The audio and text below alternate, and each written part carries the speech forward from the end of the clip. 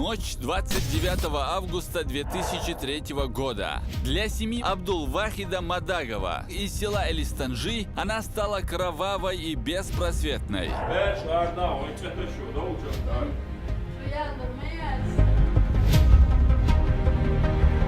بهش ثم داخنش يرلو بخشام ما دافت قبلك باقي يكون. Нелюди в человеческом обличье посягнули не только на жизнь известного богослова. Они осмелились сжечь священные писания Аллаха.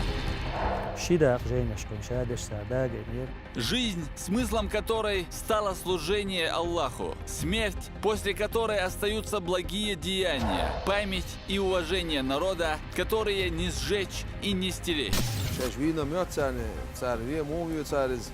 سوميل بولبين بوش ديك بولق تانا عبيوت شخيل شتنس أنا حجر يوتش عاموش علم دو غازو تعويلوش وسق دال قران شو ولا مال أش إز دينو ريتسالو شون خاطلوي أما دينو يبوخوش كل شيء ساعة سن ساعة دينهم دات الشيء خنتي قاش نعمو عنايز كون بوخ إيش يوم خلاف خزني أصلا وزدي الماستش لا بعه ديل قوشو هوخجو إبل خلش خليل خني هاري صديق غير واتساب صومت حور وشوار.